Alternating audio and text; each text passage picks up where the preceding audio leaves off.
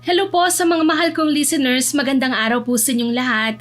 At sa lahat po ng Team Johnny na nakikinig sa atin ngayon. Ako na naman po ito, si Miss Winnie, ang inyong tagapagsalaysay at ito ang ating kwento. Napakunot ang noo ko nang marinig ang nangihinang ungol ni Tita Melba. Huminto muna ako sa pagsusulat at nilapitan ko siya kaagad. Naabutan ko siya na nahihirapan sa pagkilos. Tita, ano pong nangyari? Hindi na naman ako makahinga. Ano? Uminom na po ba kayo ng gamot, tita? Isa. Alam mo, tita, ilang araw na pong pabalik-balik ang sakit niyong yan. Ang mabuti pa, dalhin ko na lang kayo sa ospital. Sa ospital? Hindi doktor ang kailangan ko, Isa, kundi albularyo. Napailing ako sa sinabi ni tita. Hindi makapaniwalang nilibot ko ng tingin ng kanyang kwarto. Tita, baka naman po kasi may ibang dahilan kung bakit lagi kayong inaatake ng sakit nyo. Alam ko kung anong nararamdaman ko, Isa.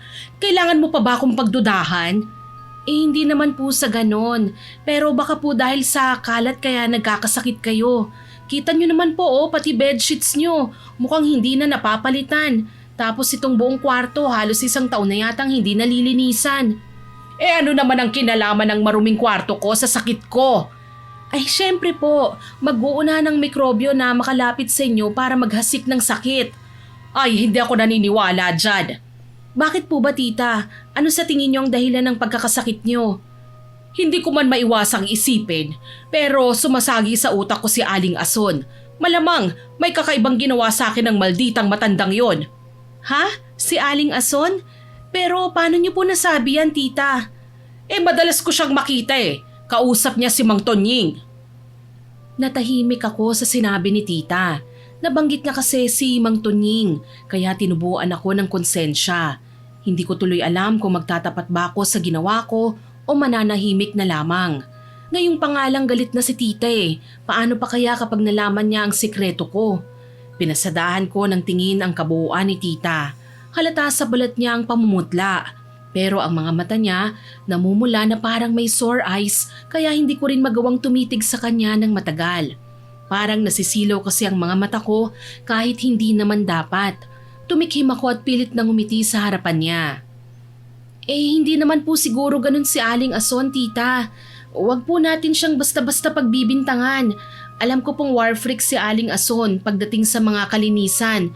Pero hindi ibig sabihin nun, gagawan ka na niya ng masama kagaya ng sinasabi niyo. Kung ayaw mong maniwala sa akin, di wag.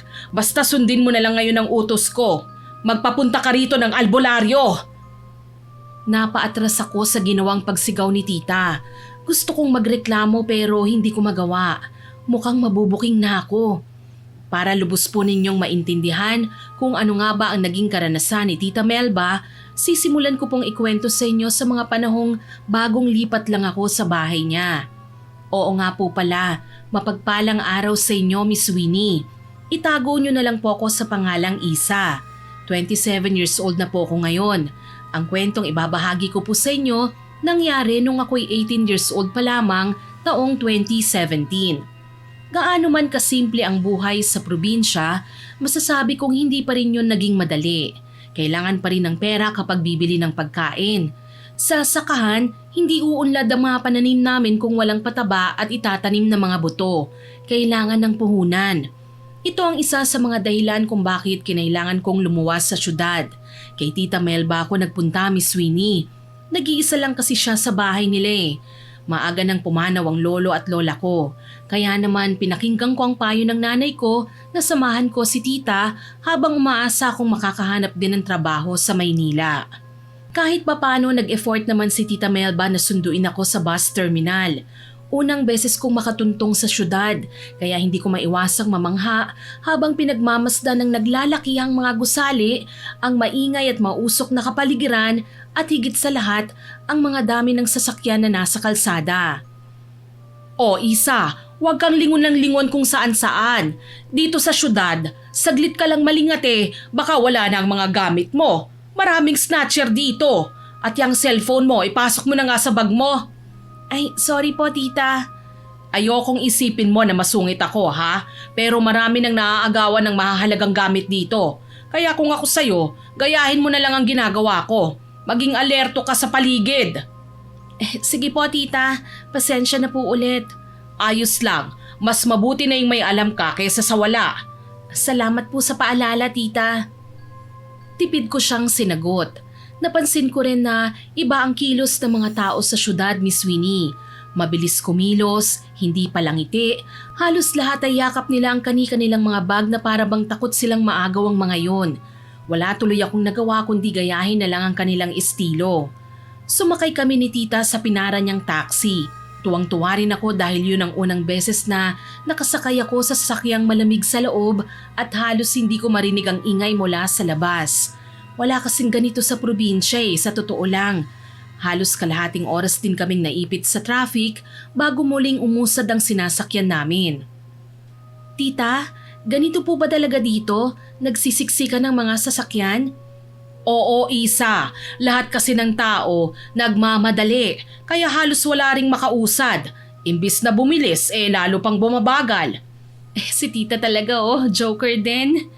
Aba, totoo ang sinasabi ko ha. Isang banggaan lang dun sa dulo. Naku, damay na tayong lahat hanggang dito. Minsan inaabot pa ng 1 oras bago maayos. Kapag minamalas naman halos kalahating araw tayong nakatunganga. Kaya huwag ka nang magulat. Ganyan talaga rito. Masasanay ka rin. Paano po pala kapag nakapag-apply na ako ng trabaho dito? Tapos kailangan kong maging maaga para sa interview. Aba, kung aasa ka sa traffic, sigurado kung malilate ka. Minsan, mas mabilis pang maglakad. Napanganga ko sa sinabi ni tita. Hindi ko akalaing ganito pala kagulo sa syudad. Akala ko noon kung gaano kaganda ang mga lugar na napapanood ko sa telebisyon, ganun din sa totoong buhay. Pero iba na pala kapag ikaw na mismo ang nakakaranas at nakakakita nito, Miss Winnie. Saang banda na po pala tayo ng Maynila, tita? Nandito na tayo sa EDSA. Naku, talagang matraffic dito. Kaya po pala. Hindi na ako nagsalita pa at tahimik na lang na itinuon ang aking tingin sa labas ng bintana. Medyo mabilis na ang takbo namin, kaya nakahinga na ako ng maluwag. Lumikuliko kami sa mga kanto hanggang sa mag-straight ulit ang takbo ng sasakyan namin. Wala akong nakikitang lupa na dinaraanan namin. Puro semento. Abala rin ang mga tao. Ilang sandali pa, huminto ang sinasakyan naming taxi sa harap ng isang bahay. Nandito na tayo, Isa. Halika na, bumaba na tayo. Ang laki po pala ng bahay niyo, tita. Ay, hindi naman ganon. Kaso, bakit po parang dikit-dikit yata ang mga dingding? Dati kasi tong apartment, Isa. Pero nang magpa siyang may-ari na mangibang bansa, ibinenta niya sa amin ang bawat unit. Binayaran namin ng buo para tuluyan ng mapa sa kamay namin. Ang galing naman.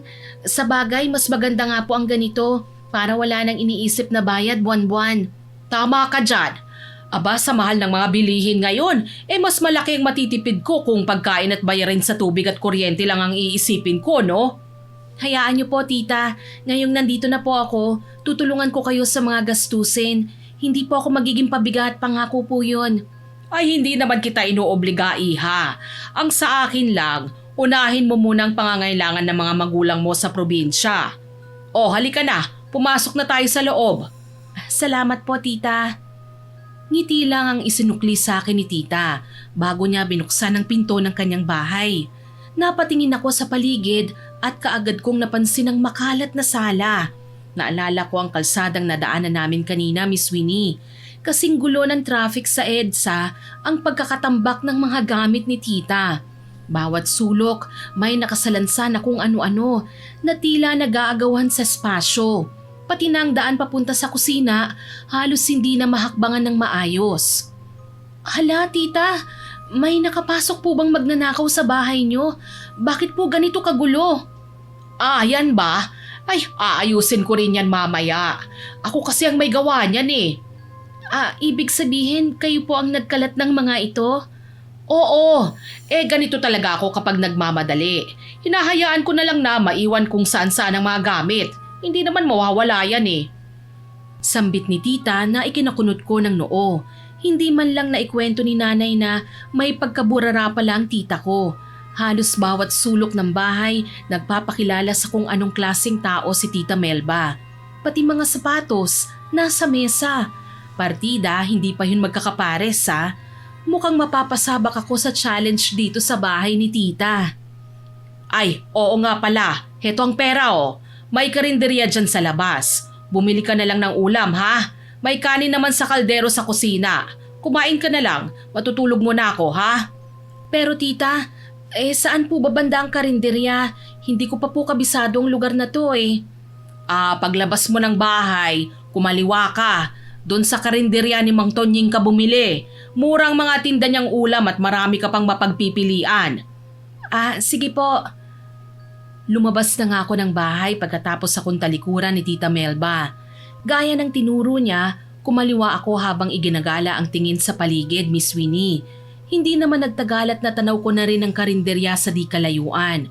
Isang matandang lalaki ang abalang nagsasandok ng ulam sa plastik para sa isang mamimili. Ang iba naman, doon mismo kumakain dahil may mga nakahilera namang mesa at upuan. Napangiti kagad ako nang makalapit.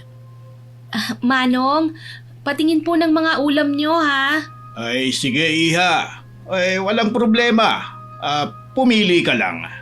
Salamat po. Mukhang ngayon lang kita nakita rito ha. Kadarating ko lang po ngayong araw eh. Dito muna ako makikitira sa tita ko. Ganun ba? Sino naman yang tita mo? Si Tita Melba po. Si Melba. Suki ko yan dito sa karinderya ko. Bakit po? Madalas po bang bumili rito si tita? Hindi lang madalas iha, kundi palagi. Kapag nagugutom ang tita mo, dito kagad ang diretsyo niya. Kaya po pala dito niya ako tinuro.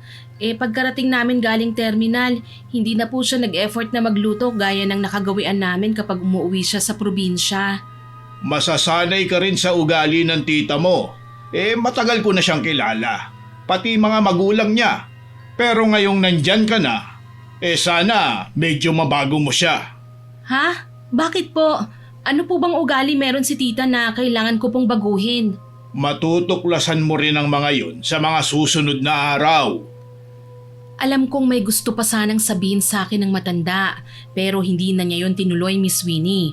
Bumili na lang ako ng ulam at nagpaalam na uuwi na sa bahay. Hindi ko maiwasang mapailing habang natatawa. Ang haba ng naging usapan namin, pero hindi ko man lang pala natanong ang pangalan niya. Pagdating ko sa bahay, nakita ko si tita na nakasilip sa isang bukas na kwartong katabi ng pintong pinasukan niya kanina. Tita, nandito na po ako. Mabuti naman, kumain ka na. Tapos yung bakanting kwarto, ilabas mo na lang ang mga basura ha. Ikaw na rin ang bahalang mag-ayos. Doon ka na matutulog ha. Sige po tita. Kayo po, hindi pa po ba kayo kakain? Ay mamaya na ako. Pupunta na lang ako kay Mang Tonying. Nagluluto naman siya ng panghapunan eh. Sino po pala si Mang Tonying? Aba, yung matandang binilhan mo ng ulam. Wala namang ibang karinderya rito eh. Ganun po ba? Siya po pala si Mang Tonying? Oo, tama ka. Alam mo, wag mo na lang pansinin ang mga kalat dito sa bahay ha. At wag mo na rin niyang pakialaman. Baka kasi ma-misplace mo ang mga gamit ko eh. Sige po tita, tatandaan ko po. Pero kahit yung mga basura na lang po ang iipunin ko. Tapos pupunasan ko po ang mga alikabok. Hindi po kasi talaga ako komportable eh. Ay, ikaw ang bahala. Paiiwan muna kita rito ha. Lalabas lang ako sandali. Saan po kayo pupunta tita? Sasaglit lang ako sa opisina tapos uuwi rin ako kagad. Kukunin ko lang ang mga dokumento na kailangan kong ayusin. Sabi niya at tinalikuran niya ako. Hindi makapaniwalang pinagmasdan ko ulit ang buong bahay. Kahit saan ako tumingin, may basura. Maraming agiw ang kisame. Mukhang hindi rin nawawalisan ng maayos ang sahig dahil medyo maladkit na. Siguro ako na lang ang maglilinis dahil baka abala si tita kaya hindi niya maasikaso ang buong bahay. Pumasok ako sa kusina at mas lalo akong nagimbal. Nagkalat ang mga hugasin at kung saan-saan nakalagay ang mga basahan na natatapakan ko pa, Miss Winnie. May iniwang pinagkainan sa mesa na hindi man lang naubos. Sa isang upuan naman ay may nakatapong tila kape na nilalangaw na pero hindi man lang pinapansin ni tita. Diyos ko, anong gera ba tong napuntahan ko? Pinili ko munang linisin ang kusina bago kumain dahil parang nakakadiri namang sumubo habang may nakikita kong marumi sa paligid. Sinamsam ko ang mga basura at nilagay ko sa isang itim na garbage bag na nahalungkat ko sa loob ng drawer. Pagkatapos dinala ko yon sa bakuran kung saan ko nakitang isang malaking basurahan. Doon ko napansin ang isang binatang nasa katabing unit. Nakangiti siya sa akin na para bang naku-curious siya sa akin. Napansin ko ring nakatingin siya sa hawak kong basura. Hi, ako nga pala si Mark. Bago ka lang ba dyan? Hello, ako naman si Isa. Oo, kararating ko lang dito. Kasambahay ka ba ni Tita Melba? Ay, naku hindi Pamangkin niya ako. Ay, naku pasensya na ha. Ay, napagkamalan pa kita. Okay lang yon. Galing din naman kasi ako sa probinsya kaya ganito ako manamit. Sambit ko sa kanya sabay tingin sa suot kong pantalon at simpleng t-shirt. Iba kasi ang mga tao sa syudad, Miss Winnie. Kahit nasa bahay lang sila, parang pwede nang ipasya lang mga suot nila. Simple at maayos din naman pero iba pa rin talaga ang forma ng mga taga-syudad kumpara sa mga taong galing sa probinsya. Naku, hindi naman sa ganun. Ang ganda mo nga eh. Hindi ko alam na ang dami palang bolero dito sa syudad. Uy, nagsasabi ko ng totoo ah. Malawak akong ngumiti at lumapit sa bakod na nagsisilbing harang sa pagitan ng aming mga bahay. Kahit magkakadikit ang mga dingding namin, may kanya-kanya pa rin kaming maliit na bakuran na pwedeng tambayan kapag mainit ang panahon. Nang makita kong inaabot ni Mark ang kamay niya, tinanggap ko yun para makipag-handshake sa kanya. Sa sandaling yon, lumabas ang isang ginang na sa tingin ko nasa mid-50s na. Nakasimangot siya at kung makatitig sa akin parang manlalamon. Mark, anak, sino ang kausap mo dyan? Si Isa po ma. Bago ko pong kaibigan. Isa? Hello po ma'am, kamusta po kayo? Hindi ko alam na concerned din pala si Melba sa bahay niya. Nagawa na pala niyang kumuha ng kasambahay ngayon. Uy, nagkakamali po kayo ma. Pamangkin po ni Tita Melba si Isa. Ay, wala akong pakialam. At bakit ka ba nakikipag-usap sa mga kamag-anak ni Melba? Hindi ba pinagsabihan na kita na lumayo ka sa mga kagaya nila? Mama aso naman wala naman kaming ginagawang masama Tsaka kung ano man ang issue nyo ni Tita Melba, wag nyo na po kaming isali roon. Hindi ba Isa? Hindi ako nakasagot ng sandaling yon. Wala akong alam na may kaaway pala si Tita Melba rito sa lugar na tinitirhan niya. Kapag tumatawag siya sa amin sa probinsya, palagi niyang sinasabi na masaya rito, okay ang tinitirhan niya at mababait ang mga kapitbahay. Ngayon ko lang nalaman na hindi pala lahat ng mga sinabi ni Tita ay totoo. Ay Mark, ano pa bang tinatayo-tayo mo dyan? Halika na, umalis na tayo! Isa, pasensya ka na sa mama ko ha. Hayaan mo, magkwentuhan tayo sa susunod ha. Sige, okay lang. Napatingin ulit ako kay Aling Ason. Nalaman ko ang pangalan niya kanina nang magreklamo ang anak niya. Nakita ko siyang naglabas ng isang maliit na spray mula sa kanyang bag at inispray yon sa kanyang mga palad. Nandidiri pa siyang napatingin sa likuran ko. Hindi ko alam kung bakit nagkaroon ako ng kapitbahay na burara. Pwede ba ngayong nandyan ka na? Linisin mo naman ang bahay niyo. Nakakadiri! Uy ma, ano ba? Nakakaya kay Isi. Hindi mo naman siya kaaway, pero bakit niyo po siya pinagsasalitaan ng ganyan? Aba anak, tigil-tigilan mo ang kakasaway sa akin ha? Baka naman gusto mong putulin ko ang allowance mo. Joke lang yun ma. Ikaw talaga Halika na, umalis na tayo rito. Bago pa man sila tuluyang makalayo, nakita ko pang inirapan ako ni Aling Ason. Medyo nailang ako sa paraan ng pagkakatingin niya sa akin. Para bang minamata niya ang buong pagkatao ko. Hindi ko naman magawang mag-react dahil hindi ako sanay na sumagot sa mga mas nakatatanda sa akin. Isa pa, nagpunta ako sa syudad para maghanap ng trabaho, hindi para makipag-away. Siguro bad trip lang ang mama ni Mark kaya mas mabuti na wag ko na lang siyang patulan. Mabuti na lang at umuwi rin kagad si Tita Melba kinahapunan. May dala siyang isang folder na punong-puno ng mga papeles. Nasa sala ako ng mga sandaling yon at abala sa pagkuha ng mga kalat na alam kong hindi na niya mapapakinabangan. O Isa, hindi ka naman ba naburyong dito? Hindi naman po tita, okay lang po ako. Mabuti naman kung ganon. Tita, pasensya na po kayo ha. Pinakialaman ko po ang kusina, ang kalat po kasi. Ay, sige na, ikaw na ang bahala. Basta siguraduhin mo lang na madali kong mahanap ang mga gamit ko, ha? Sige po, tita. Naupo si Tita Melba sa sofa at kinalkal ang kanyang dalang bag. Kumuha siya ng 500 piso at iniabot yon sa akin. Pumunta ka kina Mang Tonying. Bumili ka ng ulam at kanin. Sige po, tita. Siya nga po pala, wala na pong stocks na pagkain sa kusina. Kailan po kaya tayo pupunta sa grocery para mamili? Naku, tinatamad ako dyan eh. Hindi ko kabisado ang mamalengke at maggrocery. Pero tita, alam niyo po, mas makakatipid tayo kung lutong bahay ang kakainin natin. Kung araw-araw po kasi tayong bibili sa karinderya, mas malaki po ang magagastos. Hindi ko napigilang sabihin yon sa kanya. Totoo naman na medyo malaki ang sahod niya pero nangihinayang ako dahil pwede naman kaming magluto dito sa bahay. Pakiramdam ko kasi gumagastos siya nang hindi iniisip ko anong mangyayari sa hinaharap, Miss Winnie. Tinuruan ako ng nanay ko na magtipid hanggang maaari dahil hindi natin alam kung kailan darating ang isang emergency. Yun lamang naman ang gusto kong ipunto kaya ako siya napagsabihan ng ganon. Kahit alam kong medyo alangan para sa isang katulad kong mas bata na pangaralan siya. Alam mo, Isa, hindi naman natin dapat pinoproblema ang pera.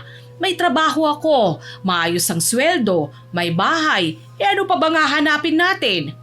Alam ko naman po yun, tita, pero mas maigi pa rin po na mag-ipon for emergency purposes. Hindi naman po ibig sabihin nun pwede na tayong gumastos kahit kailan natin gusto. Ay nako, kung makapagpayo ka sa akin, para ka na rin si Aling Ason. Huwag kang gumaya sa kapitbahay ko na yun, ha? Ayoko pa naman sa kanya dahil masungit siya. Ay, oo nga po pala, tita.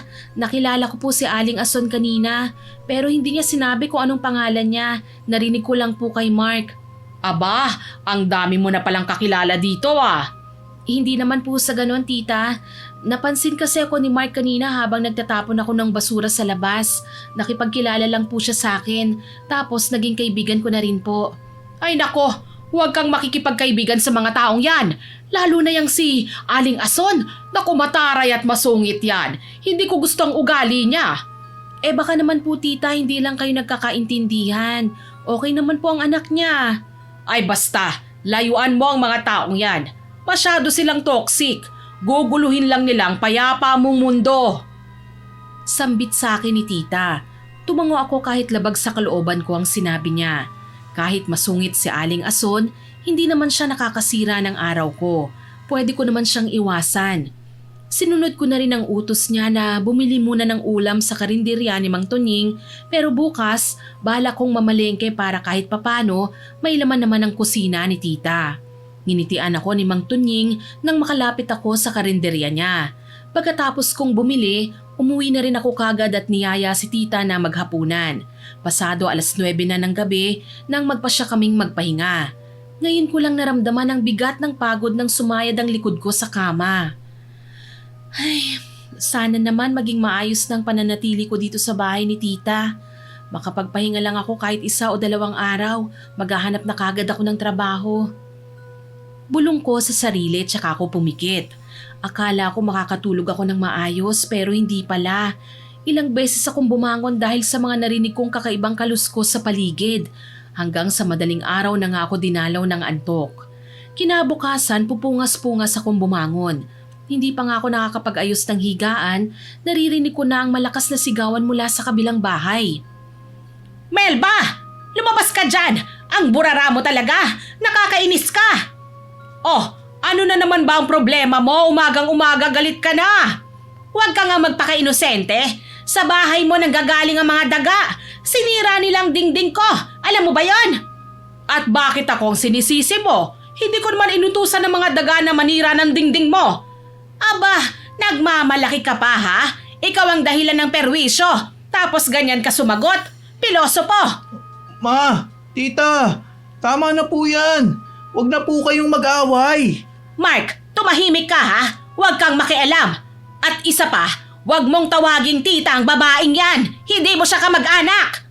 Aba, talagang napaka-arte mo. Imbis na ayusin ang problema, sa akin mo binubunton. Ha? Ako pa ngayon ang mali! Dali-dali akong lumabas ng kwarto. Naabutan ko si tita sa may bakod na nakikipagsagupaan. Nakikipag-away kay Aling Ason. Si Mark naman halos yakapin ng kanyang mama sa kakaawat pero hindi naman nakikinig sa kanya. Gusto ko sanang matawa sa forma ni Aling Ason, Miss Winnie. Para siyang donyang naligaw sa aming lugar. Nakasuot siya ng sandals na may mataas na takong, naka-makeup at tadtad ng alahas ang katawan. May suot din siyang beach hat at panayang pahid ng alkohol sa kanyang mga kamay. Paulit-ulit din niyang binubugaw sa harapan niya ang mga langaw kahit wala naman. Tita Melba, ano po bang nangyari? Inaway na naman ako ng bruhang yan. Pinagbibintangan ba naman ako na sinira raw ng mga daga ang dingding niya? Anong akala niya sa akin? Reyna ng mga daga? Pauutusan ko bang mga yon? Abay malay ko! Reyna ka naman ng kalat, hindi ba? Kung makapagsalita ka naman, parang ang linis-linis mo ah. Mahilig ka nga sa bleach at disinfectant, pero mabaho naman ang hininga mo. Muntik na akong matawa sa pagiging mapang-asar ni tita.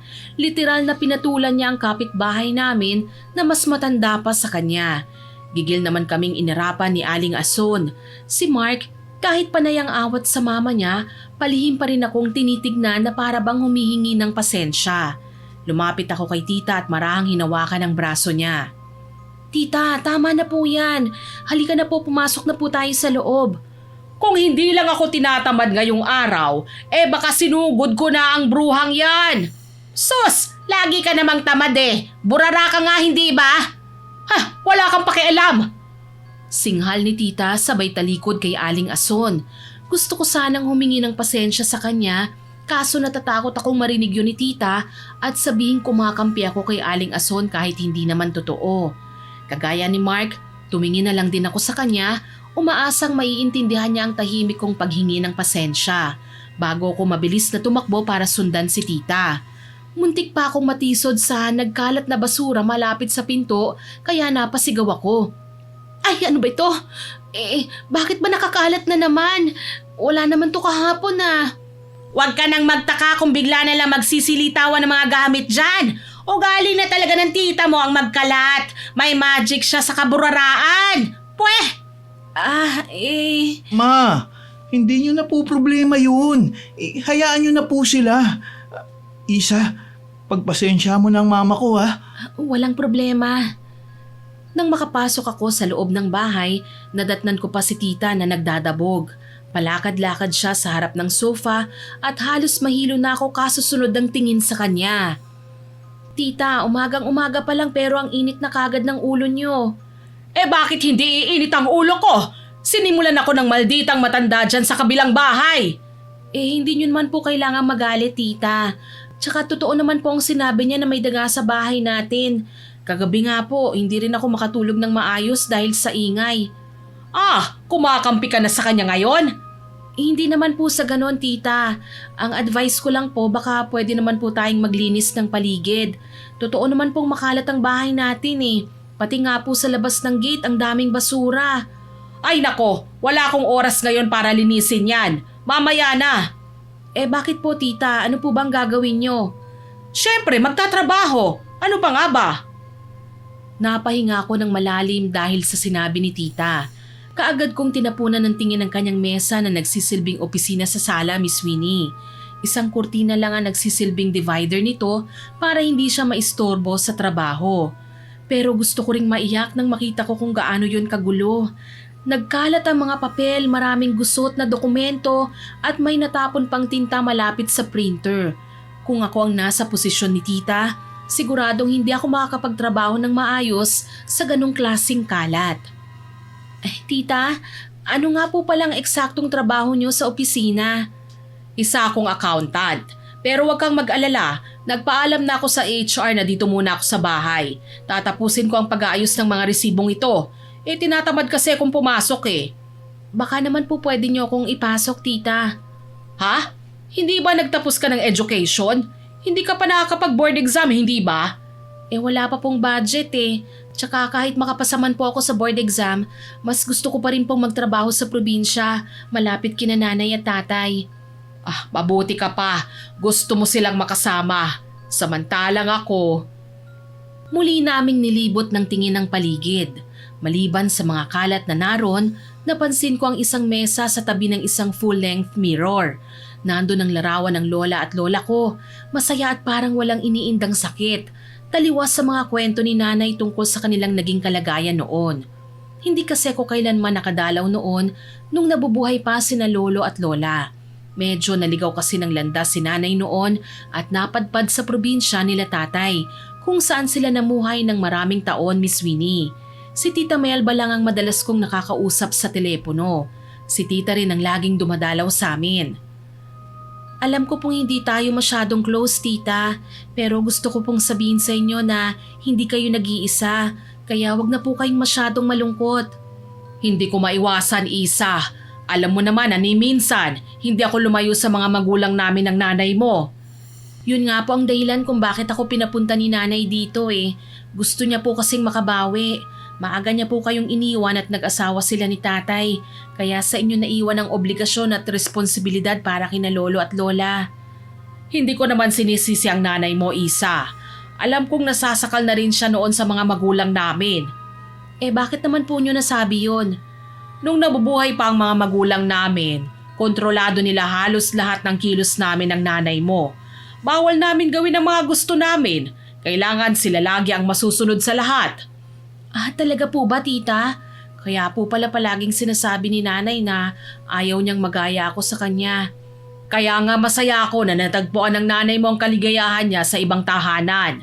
Eh kasi noon itong bahay namin, parang hindi na isang normal na tahanan.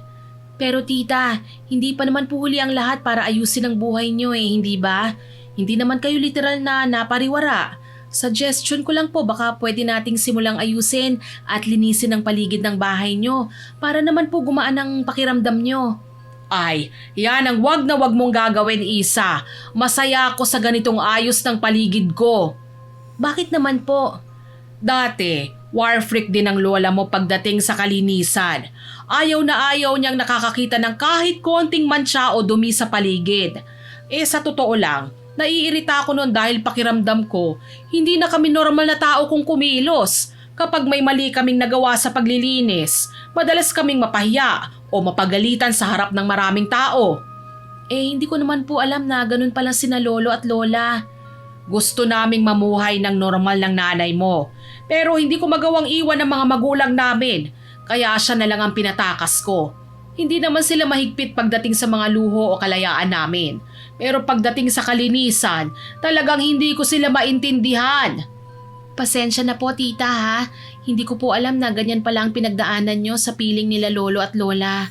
Okay lang, tsaka lumipas na rin naman yun. Tumango ako sa mga sinabi ni tita. Naiintindihan ko siya pero hindi ko pa rin maiwasang manghinayang. Kung ang pagiging sentimental niya ang pinahahalagahan, pwede naman kaming maglinis ng hindi ginagalaw ang mga gamit niya. O kung magalaw man, pwede ko naman itong ibalik sa dating ayos. Siguro bumabawi si tita sa mga panahong kinokontrol siya ni lola. Kaya hindi na rin ako magtataka kung bakit galit siya kay Aling Ason. Sa tuwing nakikita niya ang ginang, naaalala niyang kabataan niyang gaano man niya gustong itakwil, bahagi na rin ng buhay niya yon. Pagkatapos ng pag-uusap na yon, nakita kong naglabas si tita ng mga damit niya. Kaso sa dami ng nilabhan niya, hindi na nagkasya ang mga ito sa sampayan. Kaya sa bakod na naghihiwalay sa bakuran nila ni Aling Ason, sinampay niya ang mga bagong labang damit. Isa, bumili ka muna ng ulam sa karinderya ni Mang Tonying. Nagugutom na ako eh. Ha? Tita, akala ko po ba mag-grocery tayo? Mamaya na, tinatamad ako eh. Sige po. Tinanggap ko ang pera at lumabas ng bahay. Dumiretso ko sa karinderya ni Mang Tonying. May mga nakahilera ng lutong ulam sa mahabang mesa pero hindi ko makita ang matanda. Tao po, Mang Tonying, pabili po ako. Tawag ko habang kumakatok sa mesa pero walang sumagot. Nagpasya akong pumasok sa karinderya.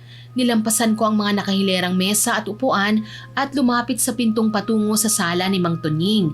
Hindi ko alam kung bakit pero parang hinihila ko ng kuryosidad na magpatuloy pa. Amoy kandila at insenso ang sumalubong sa akin nang makapasok ako doon. May naririnig akong nagdarasal pero animo nilalamon lang ng katahimikan ng mga salita mula sa loob ng isang kwarto, Miss Winnie.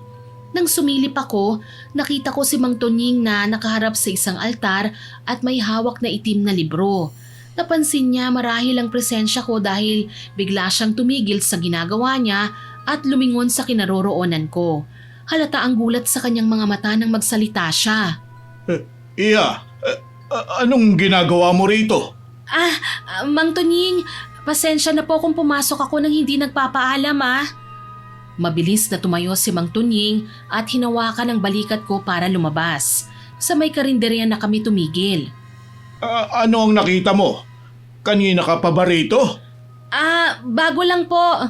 Sa susunod, huwag kang papasok hanggat walang imbitasyon mula sa may-ari ng bahay. Ay, sorry po Mang Tonying, hindi ko po sinasadya. Ano ba ang kailangan mo? Bibili lang po sana ako ng ulam. Tinalikuran ako ni Mang Tonying at kumuha ng plastik. Hinayaan niya akong pumili ng ulam na bibilihin. Habang pinagmamasdan ko siyang ibinabalot ang binili ko, hindi ko maiwasang alalahanin ang tagpong nakita ko kanina. Posible kayang may kaalaman si Mang Tonying sa itim na mahika? O mas tamang sabihing kulam?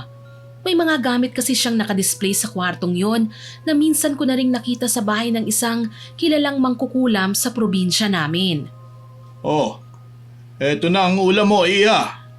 Salamat po Mang Tonying. Suki niyo na po ako ngayon bukod pa sa tita ko. Sige. Tatandaan ko yan. Wag niyo po sanang mamasamain ang itatanong ko Mang Tonying. Pero bakit po may itim na libro kayo? Bakit? Hindi na ba ako pwedeng magmay-ari ng libro ngayon? Hindi lang naman itim na libro ang meron ako. May puti, pula, asul at berdeng libro rin ako. Pero Mang Tonying, kilala ko po ang klase ng librong hawak niyo Tsaka kulay din ng kandila niyo, itim. Kaya hindi ko maiwasang isipin na may kakayahan kayong gumawa ng mga bagay na hindi kayang gawin ng isang normal na tao. Ay, kalimutan mo na ang mga nakita mo, Iha. Nagdarasal lang ako. Normal na ginagawa ko tuwing umaga. Ikaw huwag mong sabihing hindi ka nagdarasal. Ay, nagdarasal naman po ako. Kung ganun, hindi malaking bagay para sa'yo ang ginawa ko. Sana wag mo nang banggitin sa ibang nakita mo, Sige po Mang Tonying. Ay, heto nga po palang bayad. Ay, salamat.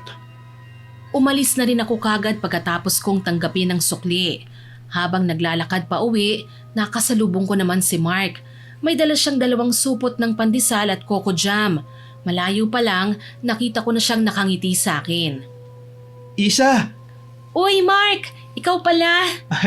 bumili ko ng pandesal Eto, para sa inyo yan ni Tita Melba Ha? Sigurado ka? Bakit mo naman ako binibigyan ng ganito? Peace offering ko sana dahil sa ginawang pambubulahaw ni Mama sa inyo kanina.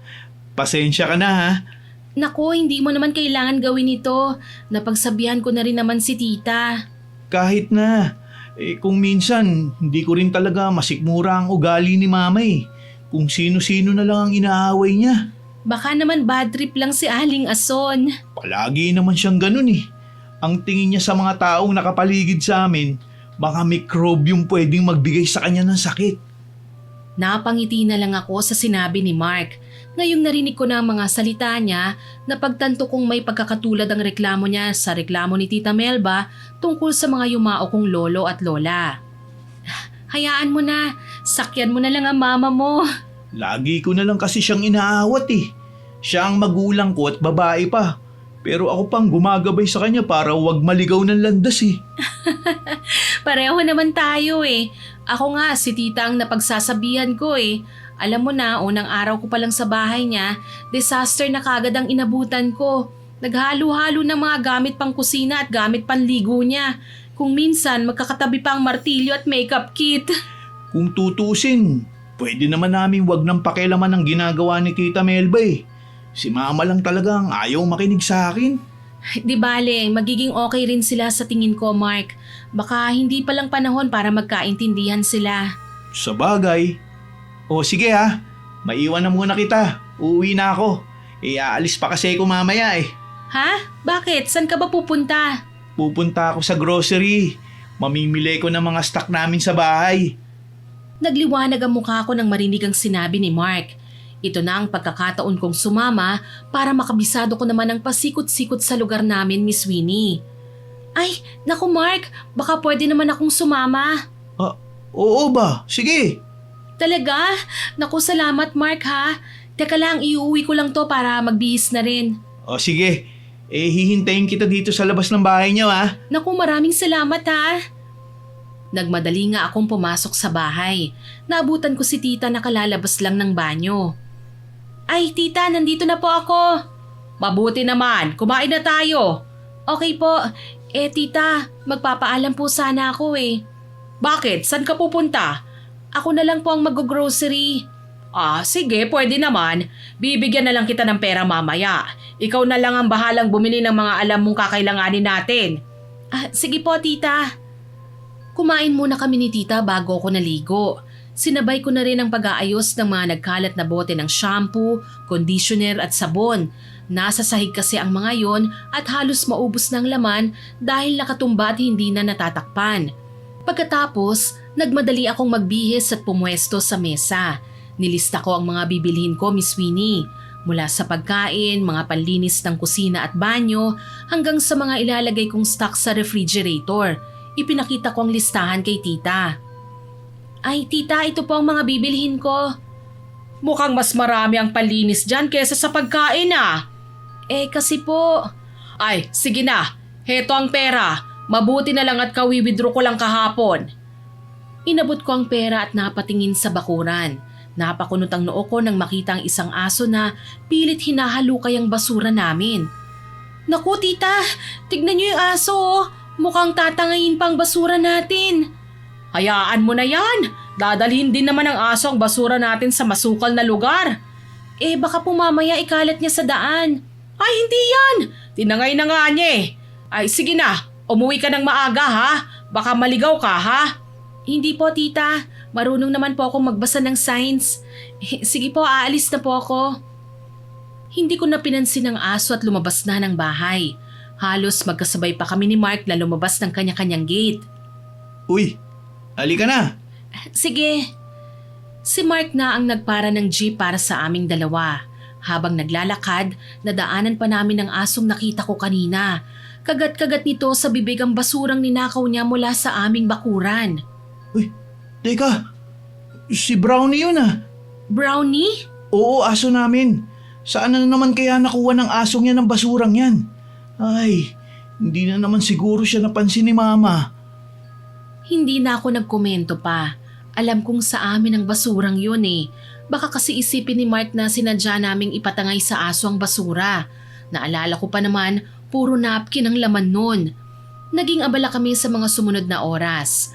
Halos mapuno na ang cart na tinutulak ko. Tig-isa kami ng cart ni Mark. Natawa ako nang mapansing puro panlinis at bleach ang pinamili niya. Halos lahat ng sabong nasa cart niya, siguradong kayang puksain ng kahit pinakamatinding mikrobyo. Uy, ang dami niya na. Ito ang inutos kasi sa akin ni Mama eh. Kaya naman pala. Marami pa nga kaming stock sa bahay. Pero heto at nagpabili na naman siya. Parang takot yata siyang maubusan eh.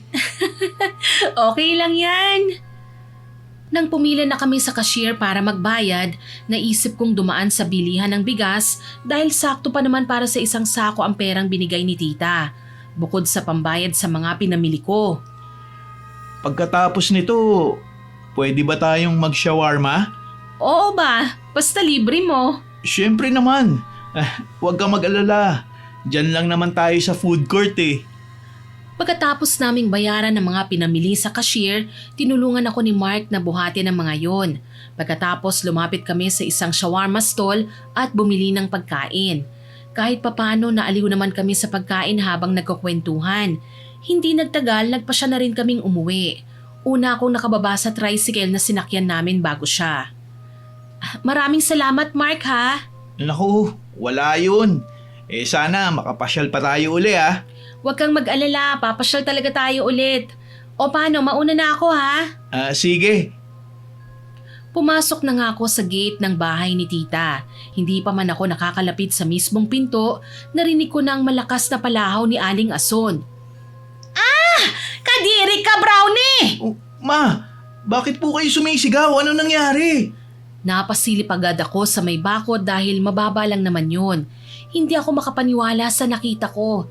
Nakakalat sa malinis na bermuda grass sa mga punit-punit na napkin at iba pang basura mula sa black bag na tinangay ng aso kanina. Mabilis kong natakpan ang bibig ko, tsaka yumuko at dahan-dahang naglakad papasok ng bahay ko. Pero nakita ako ni Aling Ason, kaagad niya akong sininghalan. Ikaw, babaeng pamangkin ni Melba! Ma, ano po bang problema? Bakit kailangan niyo siyang tawagin?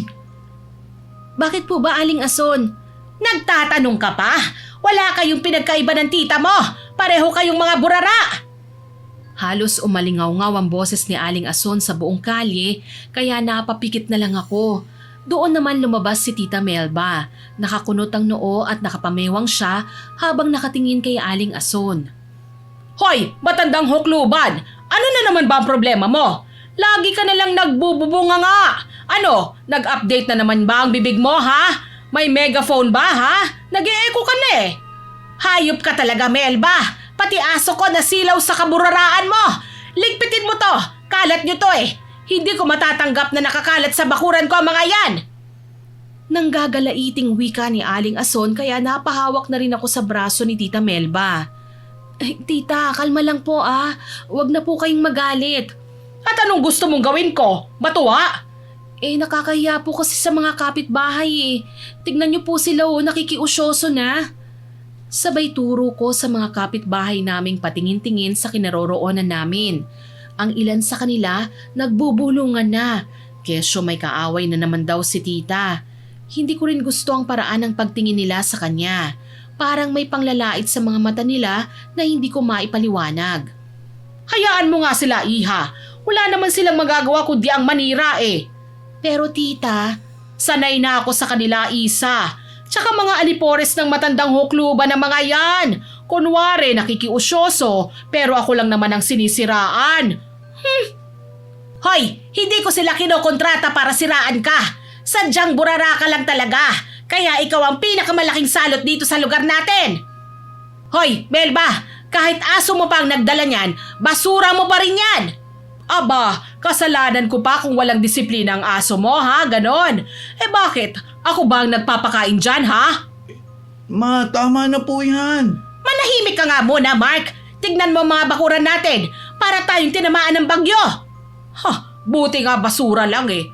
Kung ako sa aso mo, baka ikaw ang kinagat ko sa kakabunganga mo. Tita naman po eh. Kita mo? Kahit pamangkin mo nahihiya na sa ugali mo.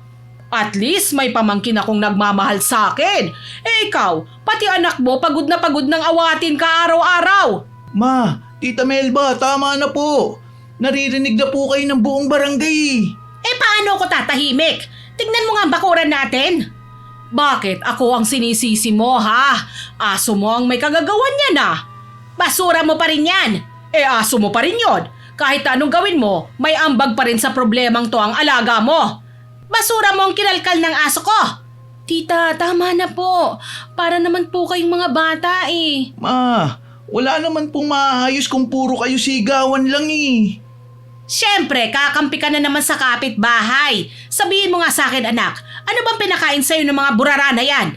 Ma, tama na po. Hindi na po kasi tama ang ginagawa nyo eh. Hindi ba natin to pwedeng idaan sa maayos na usapan?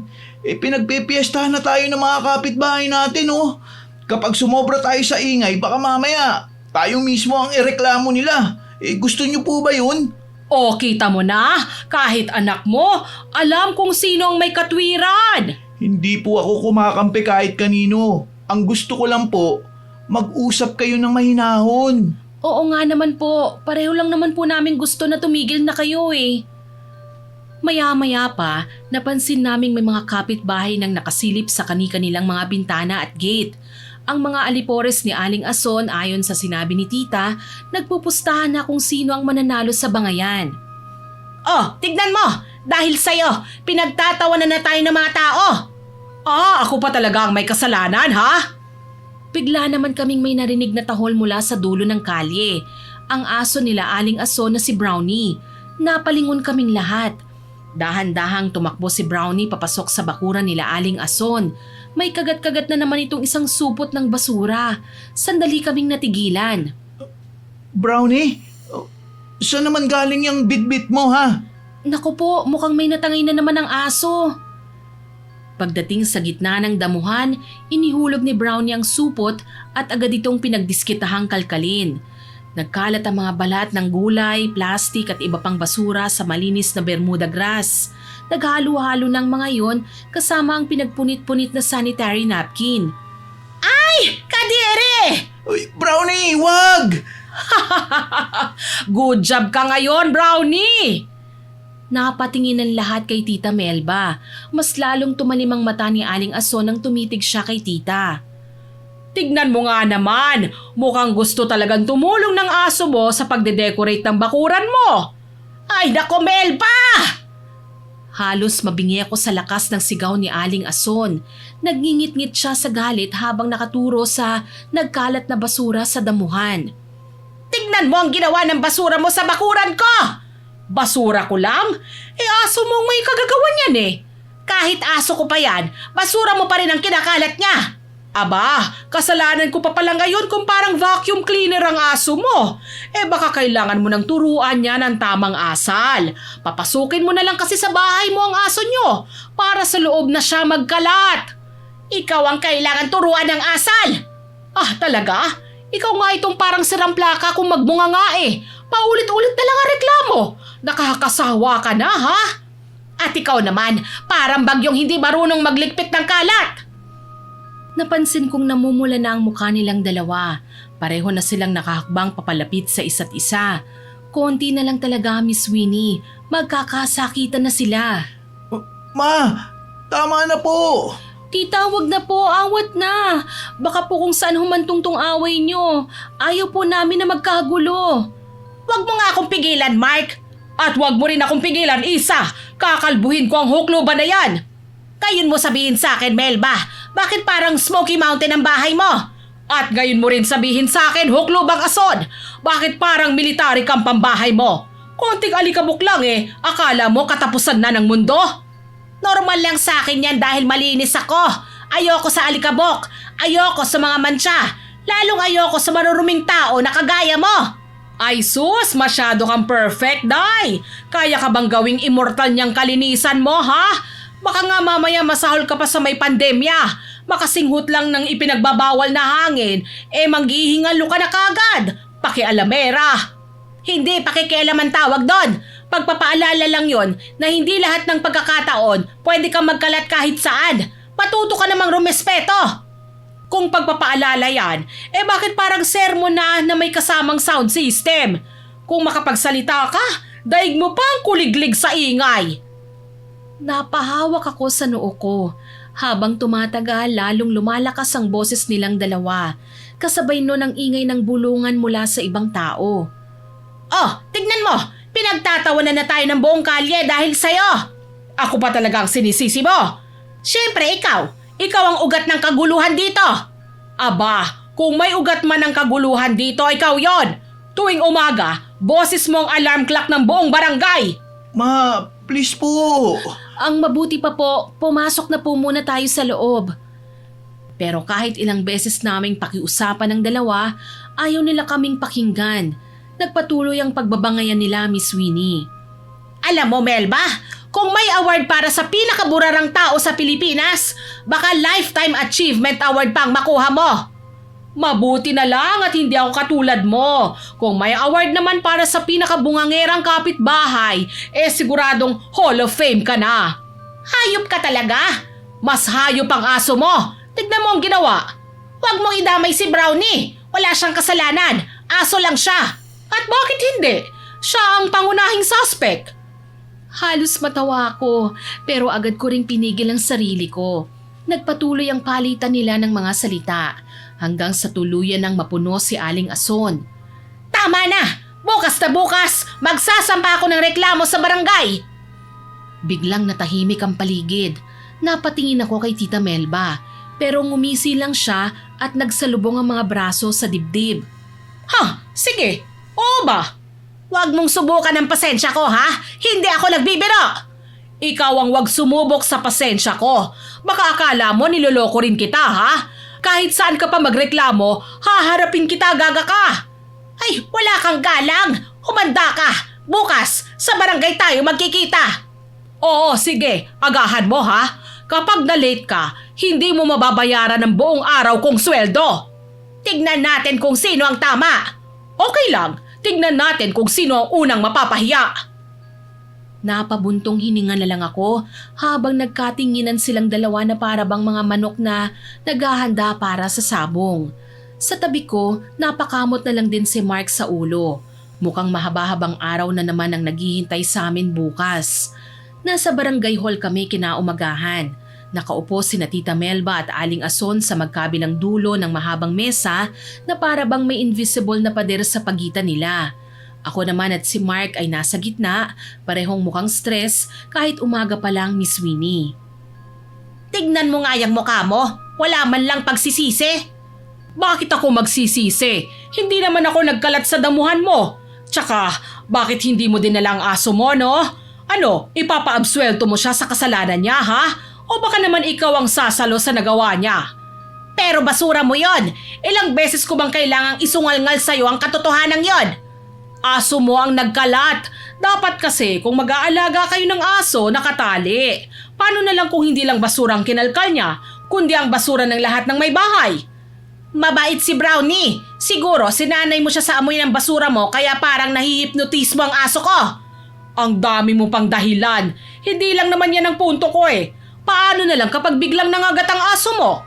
Sa bagay, marami ka namang pera, pwede ka namang magbayad para sa iilang shots ng anti-rabies. Huwag mo nga nililihis ang usapan. Ma, ano ba? Tita, pati ba naman po ba dito hindi pa rin po kayo titigil? Ay, wag nyo nga akong pakialaman ha, wag nyo akong pigilan. Nakakalimutan nyo na ba ha? Nasa barangay hall tayo.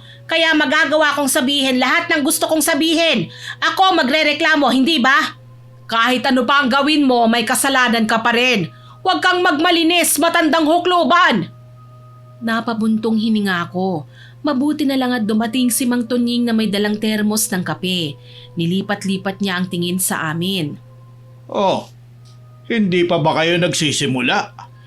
Wala pa po kasi ang Kapitan Mang Tonying Kaya pala. Umupo siya sa isang bakanting silya at tahimik na pinagmasdan ng dalawa. Hindi nagtagal, nagsimula na naman silang magbangayan. Mang Tonying, kayo na nga ang magsabi. Tama bang magtapon ng basura sa kung saan-saan? Aba, bakit akong tinatanong mo, no? Hindi naman ako nagtapon ng basura sa bakuran mo. Pero sa inyo galing ang supot na yon. Tama ka, pero hindi mapupunta ang basurang yun sa bakuran nyo kung hindi pinakialaman ng aso ninyo ang basura ko. Mukhang may punto naman kayong dalawa. Paanong naging may punto kaming dalawa? Oo nga ho. Ang basura sa'yo galing, Melba. Ang aso sa'yo naman, Ason. Kaya kung tutuusin, pareho kayong may ambag sa problemang ito. Aba, hindi ko matatanggap to. Hoy, tama si Mang Tonying ano? Tignan ninyo. Hindi pa nga nagsisimula ang hearing, para na kayong naglalaban sa championship. Sa tingin nyo ba may mapapala kayo dyan? Yan nga rin po ang sinasabi ko kay mama eh. Hindi ako nagsimula rito, Mang Tonying. Ah, talaga lang ha? Di ikaw na ang magaling.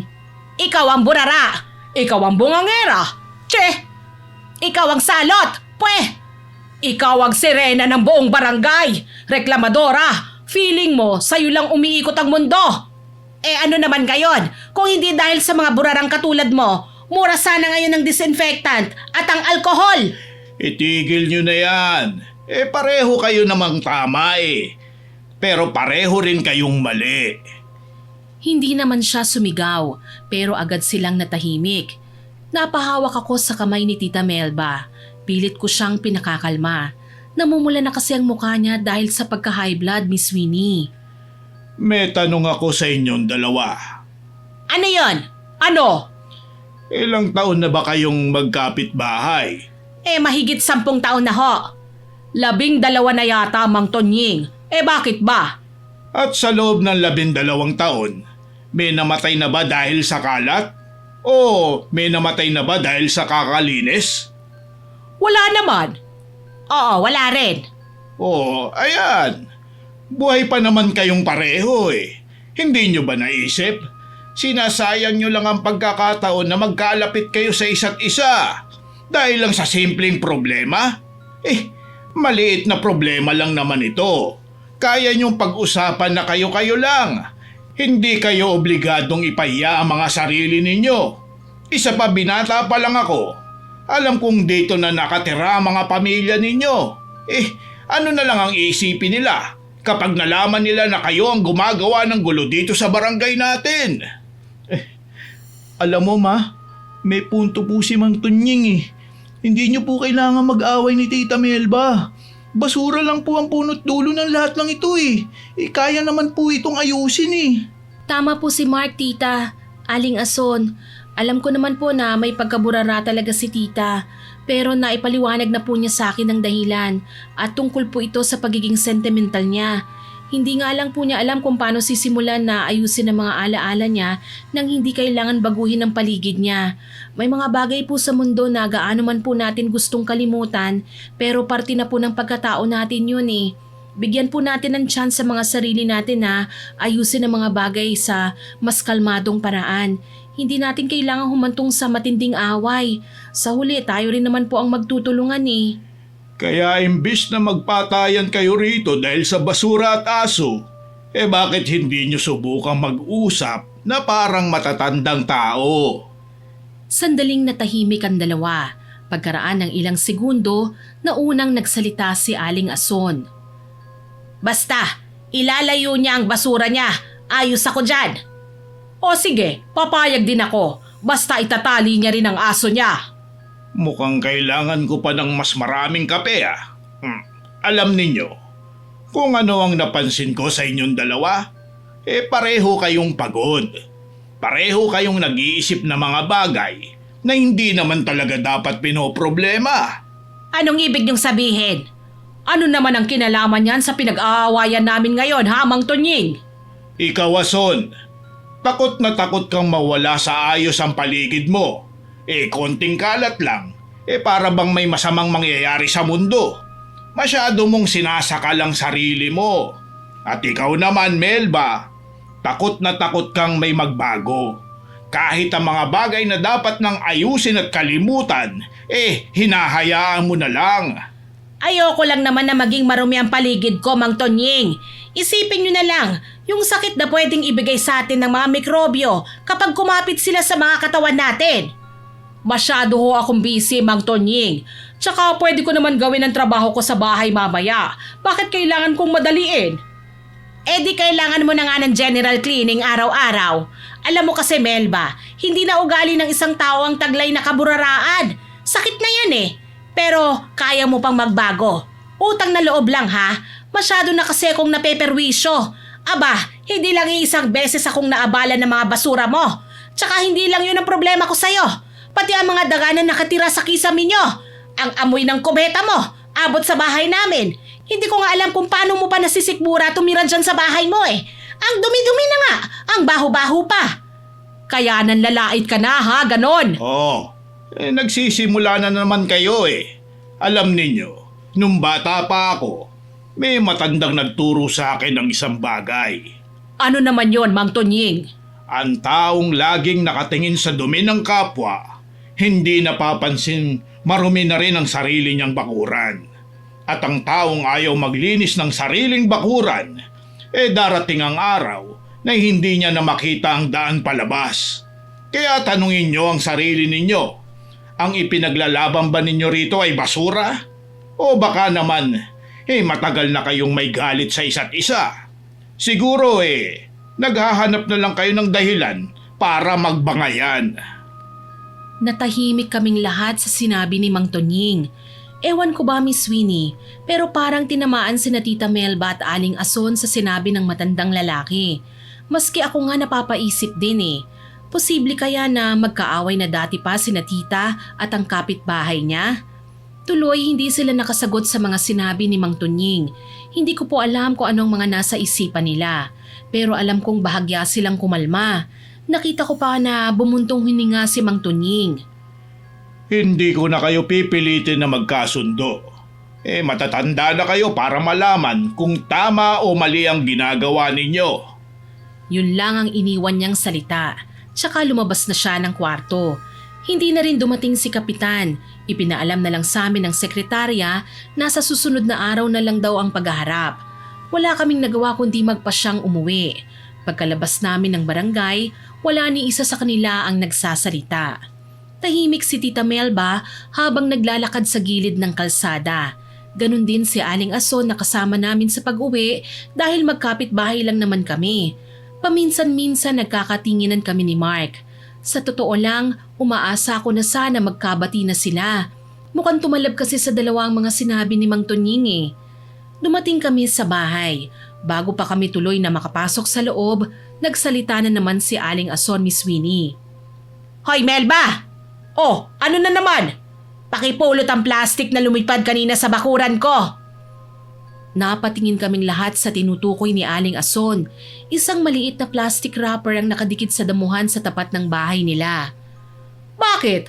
May bali bang kamay mo ha? Bakit hindi mo na lang damputin? Abot mo naman ah. Kaagad akong napahawak sa noo ko. Hayaan na naman sila. Mukhang magsisimula na naman silang dalawa. Bakit ako ang pupulot? Galing yun sa harap ng bahay nyo.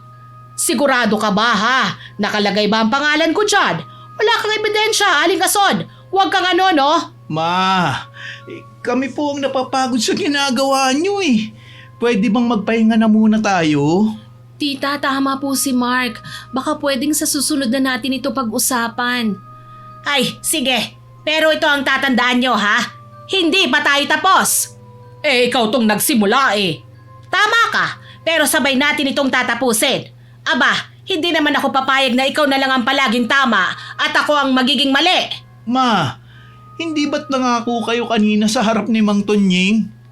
Sige, kapag hindi kayo tumigil, magtatana na lang kami ni Isa. Nanlaki ang mga mata ko sa sinabi ni Mark. Hindi ko alam kung anong nakain niya at ganun ang sinabi niya. Pero effective naman, Miss Winnie. Tumahimik kasi sa kangangawa ang dalawang babae. Sa katunayan, kanya-kanya sila sa paghawak sa braso namin, sabay hila sa amin sa mga bakuran. Ang kapal naman ng mukha ng anak mo. Magti-teacher pa tong pamangkin ko, no? Wag na wag mong maliligawan, Mark, ha? Malilintikan ka sa akin. At sino naman ang may sabi sa'yo na gusto kong maging manugang ang pamangkin mo, ha? Pareho nga kayong burara, hindi ba? Ay, Diyos ko, anak. Wag na wag kang magkakagusto sa babaeng yan. Wag mong hayaan na mahaluan ang lahi natin ng mga dugyot. Maawa naman po kayo sa amin. Alam ko po nagbibiro lang ako. Pero gusto ko lang po na tumigil na kayo. Pwede po ba? Hindi ko napigilang mapatawa. Mabuti na lang talaga at nagbiro lang si Mark. Minsan kailangan na rin naming maging desperado para mapahinto silang dalawa sa pag-aaway nila. Para na kasi silang mga aso't pusa, Miss Winnie. At habang pinagmamasdan ko silang nagtatalo na naman tungkol sa isang pirasong plastik, napaisip ako, mukhang imposible na yatang magkasundo ang dalawang ito. Tuloy, isang desisyon ang nagtulak sa akin para gawin ang isang bagay. Isang pakiusap na gugustuhin kong ipagsapalaran para magbago ng konti ang tita ko. Isang hapon pumunta ako sa karinderya ni Mang Tunying. Hindi para bumili ng ulam, kundi para sabihin sa kanya ng malinaw ang pakiusap ko. Mang Tunying, pasensya na po talaga kayo sa abala ha. Pero wala po talaga akong ibang malalapitan eh. Kailangan ko po ng tulong nyo. Bakit, Iha? Ano ba ang nangyari? Gusto ko pong magbago si tita, pero hindi ko po alam kung paano yun gagawin eh. Hindi po siya nakikinig sa mga payo ko eh. Alam mo naman na payo rin ang maitutulong ko sa kanya. Mang Tunying, alam ko pong ignorante ako pagdating sa mga bagay na nandito sa syudad. Pero yung nakita ko pong ginagawa nyo ng mga nakaraang araw, alam ko kung ano po yun. Kaya sana tulungan nyo po ako. Nagbago bigla ang reaksyon sa mukha ni Mang Tunying. Sumeryoso siya. Lumingon-lingon sa paligid. Para bang sinisigurado niya kung may iba pang nakikinig sa usapan naming dalawa. Hindi ko alam kung ano ang sinasabi mo. Pakiusap naman po, hindi ako hihiling sa inyo na saktan ng tita ko. Kailangan lang niyang maturuan ng leksyon. Alam ko po kung anong mga pinagdaanan niya. Pero kung hindi niya po tutulungan ng sarili niya, habang buhay na lang po siyang magiging ganyan. Saglit na tumahimik si Mang Tonying. Marahil tinitimbang niya ang mga sinabi ko, Miss Winnie. Sa huli, tumikhim at bahagyang ngumiti. Dito ka lang, ha? Hintayin mo ako. May ibibigay ako sa'yo. Sige po. Saglit na nawala sa paningin ko ang matandang lalaki. Maya-maya pa, bumalik siya na may dalang Tupperware. May laman itong biko, kaya napakunot ang noo ko nang iabot niya ito sa akin. Ano po ito, Mang Tonying? Kakanin, mahilig ang tita mo dyan. Bigay mo yan sa kanya. Pero paano po ang pinapakiusap ko sa inyo? Sige na. Alam ko, magbabago rin ang tita mo. Wala akong nagawa kundi ang huminga ng malalim, Miss Winnie. Mukhang wala akong mapapala sa paglapit ko kay Mang Tonying. Hindi naman niya inamin na isa siyang mangkukulam, pero hindi rin niya ako matutulungan kahit na sinabi ko na sa kanya ang mga nalaman ko tungkol sa kanya. Malungkot akong umuwi sa bahay. Pagdating ko, inabot ko kay tita ang lalagyan na may kakanin. Oh, iha, ano yan? Kakanin po, bigay ni Mang Tonying. Ay, talaga? Naku, paborito ko to. Salamat ha. Wala pong anuman, tita. Aniya tsaka nilantakan ng pagkain. Napalunok ako dahil hindi man lang niya ako hinayaang makatikim. Gayunpaman hindi ko na pinansin pa ang issue. Biko lang naman yun eh. May mas malaki pa akong problemang kailangan lutasin. Yun ay ang pagbabagong hangad ko para kay tita. Nang mga sumunod na araw, naging abala ko sa pag-aayos ng bahay.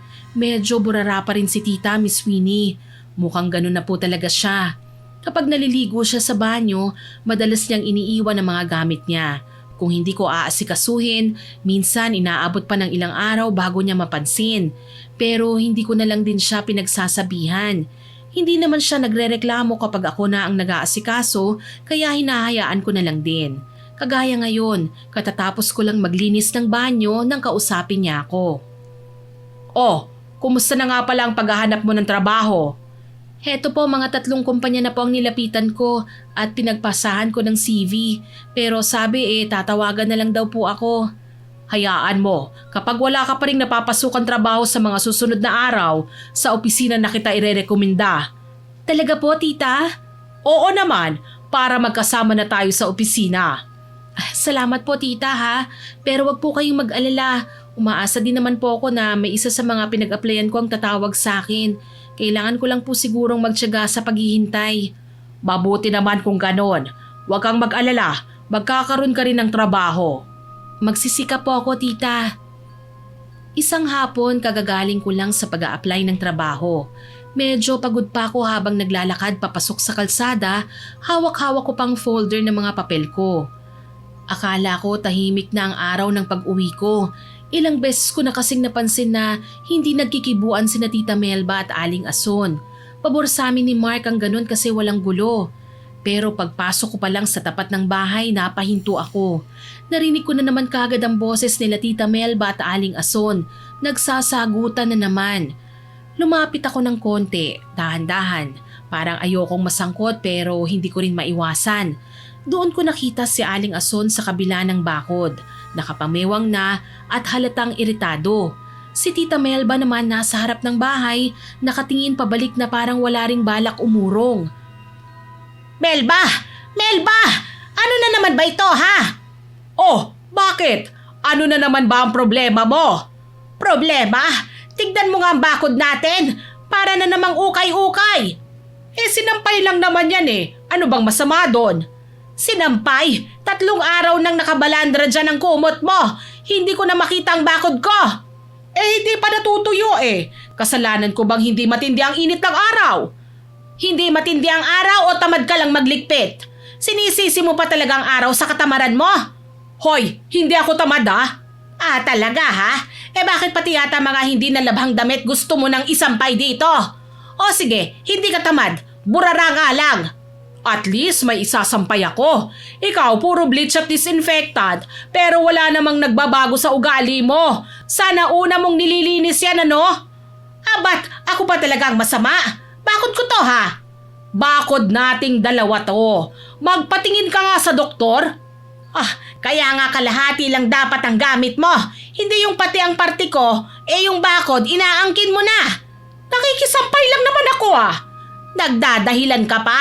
Tignan mo nga yung bra mong nakasabit sa tapat ng bintana ko. Sinampay ko lang yan para matuyo. May bisita ako kahapon. Pagbukas ng kurtina, bra mo kagad ang bumungad. Magkaroon ka naman ng konting kahihiyan. Kulang na lang nakawin ng engkanto ang panloob mo. Naiinggit ka lang yata sa mga panloob ko Palibasa, hindi na bagay sa'yo ang magsuot ng mga lacy underwear. Patanda ka na Melba! Dito ko na napansin kung saan nagsimulang lumala ang lahat. Hinila ni Aling Ason ang isang kumot mula sa sinampay, pero agad itong hinila pabalik ni Tita Melba. Habang nakatingin ako, ramdam ko na kagad na umigting ang tensyon sa pagitan nila. Sa isang iglap, parang hindi lang simpleng sinampay ang pinag-aawayan nila. Mas lalo silang nagtaasan ng boses, Miss Winnie. Kaya naman nagpa siya na akong umawat sa kanilang dalawa. Mabuti na lang nandun din si Mark at hinawakan ng mama niya. Kaso lang nang hilahin ni Aling Ason ng kumot biglang na out of balance si Tita Melba. Sumadsad ang mukha niya sa sementadong bakod. Akala nga namin magagalit siya pero hindi. Dumiretso siya ng bagsak sa lupa. Walang malay. Alam ko kung gaano kataray si Aling Ason, Miss Winnie. Pero siya pa ang unang sumigaw nang makita niyang bumagsak sa lupa ang tita ko. Ay! Anong nangyari? Diyos ko, Melba, bumangon ka nga dyan. Huwag mo nga akong pinaglololoko, bruha ka. Tita Melba, okay lang po ba kayo?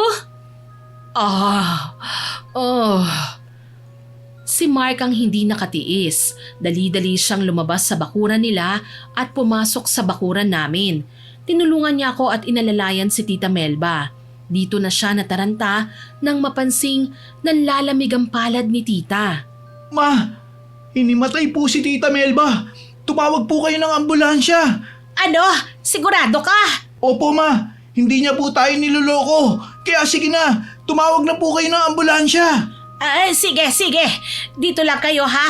Huwag niyong iiwan si Melba. Narinig ko ang nagmamadaling yabag ni Aling Ason papasok ng bahay niya. Natataranta siyang tumawag ng ambulansya. Ilang sandali pa, dumating na nga ang medical staff at ikinarga si Tita Melba. Nag-aalala akong sumama sa kanya sa ospital. Isa, huwag kang mag-alala ha. Susunod kami ni Mama sa ospital. Oo, sige. Kaagad dinala sa emergency si Tita. Hindi ko alam kung anong nangyayari sa kanya. Pero ilang sandali pa, naging stable naman ang kalagayan ni Tita. Nalaman ko mula sa doktor na masyado raw na expose sa maruming environment si Tita. Hinihika na siya, tapos madalas pa siyang kumain ng junk food, umu-order ng pagkain sa fast food, tapos soft drinks kaya nagkaroon din siya ng UTI. Walang kinalaman ng paghila ni Aling Ason ng kumot kaya siya nagkasakit. Nang magkamalay na si Tita Melba, ipinaliwanag ko sa kanya ang mga nangyari. Tita, may hika ka na raw sabi ni Doc.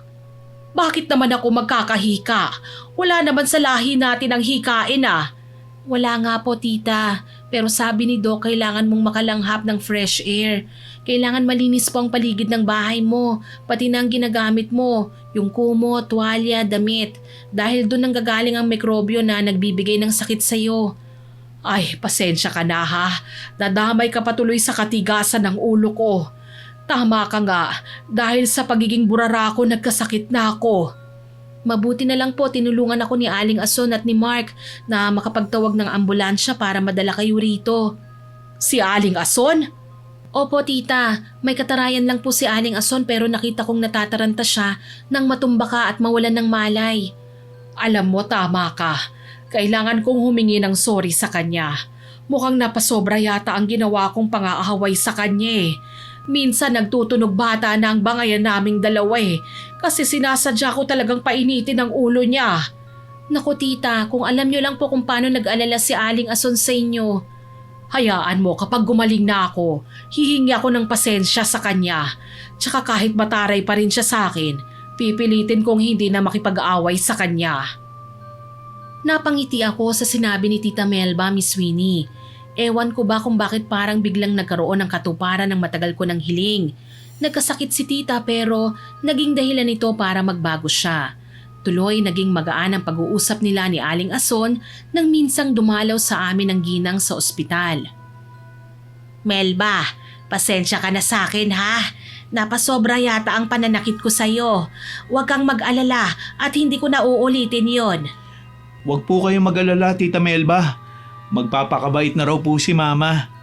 Aling Ason, hindi lang naman po kayo ang may kasalanan eh. Aminado ako na ako rin talaga ang punot dulo kung bakit ako nagkasakit. Siguro pinaganda lang ni Doc ang rason, pero kung tutuusin, nagkasakit talaga ako dahil sa pagiging burara ko. Tsaka mapatawad mo sana ako ha. Hayaan mo, sisimulan ko ng magbago. Magiging malinis na ako at hindi na ako magiging burara. Napangiti si Aling Ason at pinatong ang kamay niya sa kamay ni Tita Melba. Magkapit-bahay naman tayo, Melba eh. Pwede tayong magtulungan. Pasensya na ha kung naging masyado akong maarte.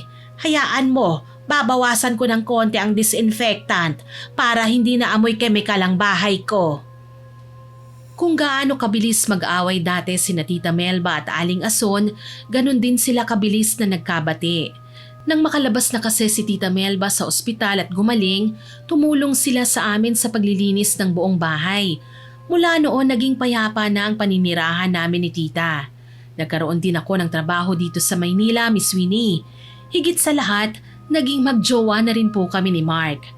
Kailan lang nang ipinagtapat sa akin ni Mang Tunying ang ginawa niya para magising si Tita sa katotohanan. Nasa kakanin pala ang solusyon kaya pinili ng tita ko ang magbago. Hindi ko nakita sa akto na may kinukulam si Mang Tunying at hindi ko rin siya kailanman nakita na naging masamang tao. Pero sapat na ang mga nakita ko sa altar niya para mapagtanto ko na may kakayahan siya na hindi dapat makita ng normal na tao. Salamat na lang dahil naging parte siya ng pagbabago ni Tita Melba. Hanggang dito na lamang po, more power po sa inyong channel at God bless. Sana po nagustuhan niyo ang ibinahagi naming kwento sa inyo ngayon. Kukunin ko na rin po ang pagkakataong ito para pasalamatan kayo sa lahat ng mga nakinig at nagkomento sa mga nauna naming upload. Abangan niyo pa po sana ang mga susunod naming upload ha at huwag kalilimutang mag-subscribe, like, share and comment sa mga upload namin. Para po mabilis niyong makita kung may bago tayong story, pindutin niyo lang po ang notification bell para lagi kayong updated at notified. Aasahan ko pa rin po ang inyong suporta ha. Ang goal po natin, maka 100k subscribers po tayo. Konti na lang po yan. Tama po. Syempre sa tulong po ninyo. Muli ako po si Miss Winnie at kasama ko pa rin po si Sir John. Kita-kits po ulit, Team Johnny. Nagpapasalamat po kami sa inyong walang sawang pakikinig at pagsuporta. God bless po sa ating lahat.